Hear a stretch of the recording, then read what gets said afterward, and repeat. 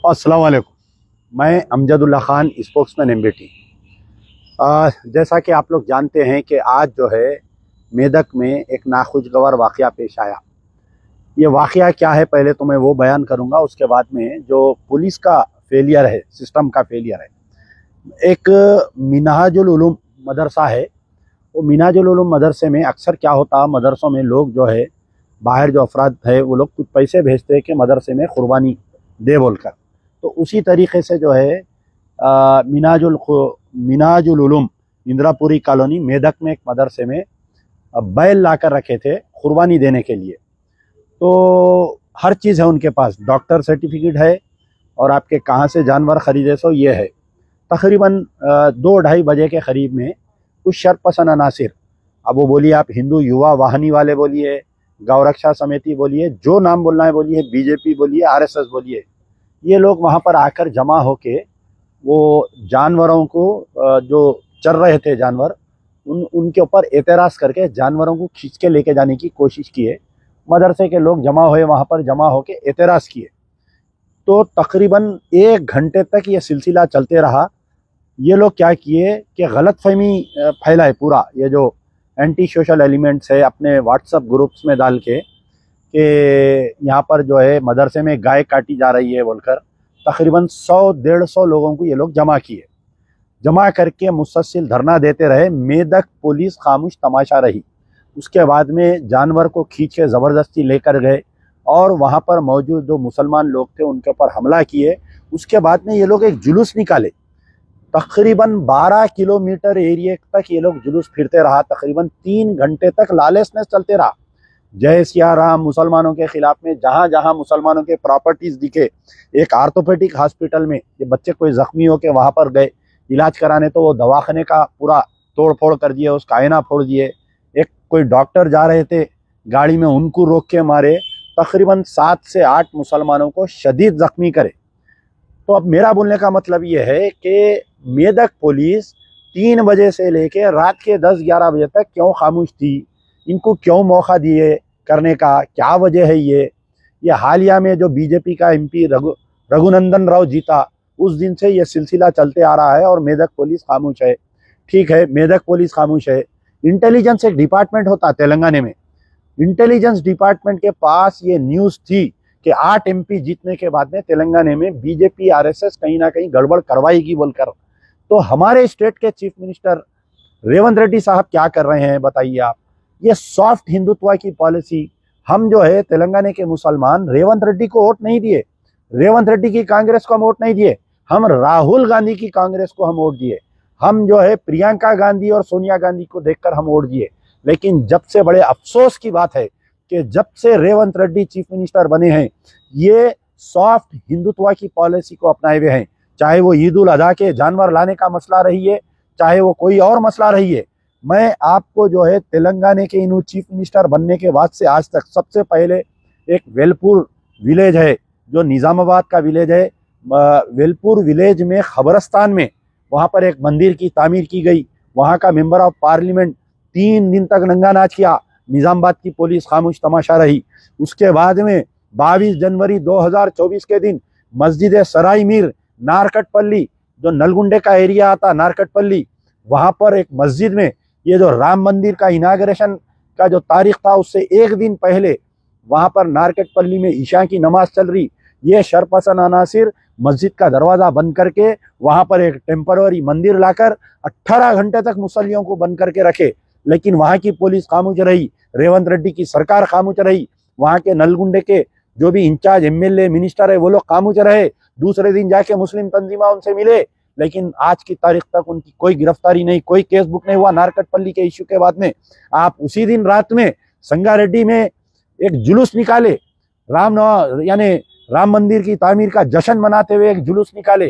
जुलूस निकालने के बाद में एक छोटा सा का वाकये को बहाना बनाकर कि किसी बालकनी से चप्पल आई, एक मासूम बच्चे की चप्पल गिरी आंख पे बोल के बहाना बना के उसके घर में घुस के उसको मारे, उसकी दुकान को जला दिए। संगारेड्डी पुलिस खामोश तमाशा रही। उसके बाजुक में दौलताबाद में एक बच्चे को पकड़ के मार के नंगा करके उसको परेड कराए, पुलिस खामोश रही। उसके बाद में हालिया में आपको मालूम होना चाहिए जंगी चरले का वाकया होली के दिन का वाकया है।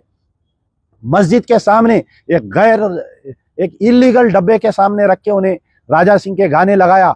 मुसलसल मुसलमान कंप्लेंट करते रहे, लेकिन एक बड़ा वाकया पेश आया जंगी चलने का, पुलिस खामोश तमाशा रही। तो मैं ये पूछना चाह रहा हूँ कि क्या रेवंत रेड्डी कांग्रेस के चीफ मिनिस्टर है या बीजेपी आरएसएस के चीफ मिनिस्टर है, इन्हों समझ में नहीं आ रहा। अब यहाँ पर कांग्रेस के जो मुस्लिम कायदीन है, गुंगे और बहरे मुस्लिम कायदीन है, ये कहाँ पर है? शब्बीर अली साहब, क्यों नहीं आप आवाज उठाते? ये 2 महीने से जो जुल्म और सितम का सिलसिला चल रहा, कहीं के तुम एडवाइजर है, कहाँ पर है फहीम कुरैशी?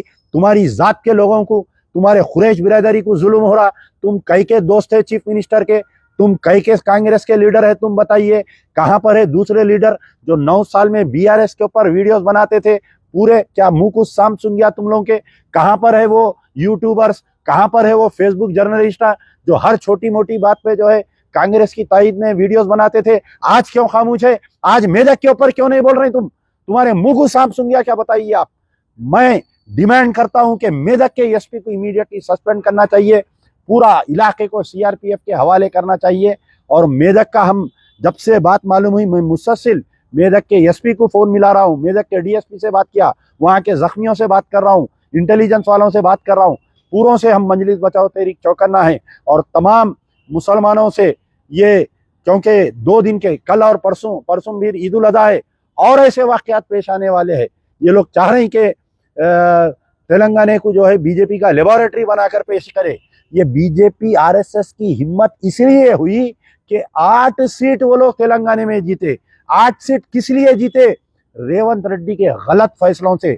चिवड़ले में डॉक्टर रंजीत रेड्डी को कैंडिडेट बनाए, जो बदनामे जमाना कैंडिडेट था बीआरएस का, आप उसको कैंडिडेट बनाए। सिकंदराबाद में बीजेपी की जीत इसलिए हुई कि आप नागेंद्र को कैंडिडेट बनाए। आप 2 साल तक मुहिम चलाए खिलाफ में, लेकिन उसको कैंडिडेट बनाए। मेदक पार्लियामेंट हारने की वजह यह है कि आप जो है सही कैंडिडेट नहीं डाले। करीमनगर हारने की वजह कि कांग्रेस का कैंडिडेट सही नहीं था। निजामाबाद हारने की वजह कांग्रेस का कैंडिडेट सही नहीं था। कहीं ना कहीं ऐसा महसूस हुआ कि प्लेट में रखकर बीजेपी को रेवंत रेड्डी 8 एमपी पेश करे। कल के दिन अगर हो सकता है कि कोई कांग्रेस में बगावत हो इनके खिलाफ में, तो बीजेपी इनका साथ दे। और महाराष्ट्र के शिंदे, तेलंगाना के शिंदे इन्हों बनने की चक्कर में है। मैं कांग्रेस के सरबरा सोनिया गांधी, खरगरे, राहुल गांधी, प्रियंका से मुतालिबा करता हूं कि हम रेवंत रेड्डी को देख के वोट नहीं दिए। हम इसलिए वोट नहीं दिए कि ये जुल्म और सितम हम सहने के लिए। हम इसलिए वोट नहीं दिए कि मस्जिद सराई मीर के पास मस्जिद की जमीन में पूजा हो। हम इसलिए वोट नहीं दिए कि जंगी चरला में हमारे मुसलमान बच्चों को मारे। हम कांग्रेस को इसलिए वोट नहीं दिए दौलताबाद में हमारे बच्चे को नंगा नाच करे। हम इसलिए कांग्रेस को वोट नहीं दिए कि संगारेड्डी में हमारे दुकानों को जलाए। हम इसलिए वोट दिए कि कांग्रेस, राहुल गांधी वाहिद शख्स है जो आरएसएस से लड़ रहा है। आरएसएस के मुकाबले में बीजेपी को हराने के लिए हम तेलंगाना में मुसलमान कांग्रेस को वोट दिए। आप जल्द फैसला करिए, वरना लम्हों ने की खता सदियों ने पाई सजा हो जाएंगी और कांग्रेस का सफाया हो जाएगा। कांग्रेस के चंद सरबरा मुस्कुराते हैं मेरे वीडियोस देखकर, ये कहते हैं कि अब हमें मुसलमानों की ज़रूरत नहीं है, कि अब कोई इलेक्शन नहीं है तो मुसलमानों की हमको ज़रूरत नहीं है, कि कोई बल्दिया यानी कोई पार्लियामेंट इलेक्शन नहीं है, कोई असेंबली इलेक्शन नहीं है, हमको मुसलमानों के वोटों की ज़रूरत नहीं है, हम सॉफ्ट हिंदुत्व हम चलाएंगे। तो याद रखो, आने वाले दिनों में बल्दिया इलेक्शन है, आने वाले दिनों में म्यूनसिपैलिटी इलेक्शन है, आने वाले दिनों में एमपीटीसी जेडपीटीसी इलेक्शन है और आने वाले दिनों में पड़ोस में महाराष्ट्र में इलेक्शन है। ये तेलंगाना की महाराष्ट्र में कांग्रेस का सफाया होगा। लोग मुझे सवाल करते, कमेंट करते, अरे भाई आप जो है बीआरएस की मुखालिफत करे, कांग्रेस की तायद करे। हाँ, हम में दम था, हम बीआरएस की मुखालिफत करे।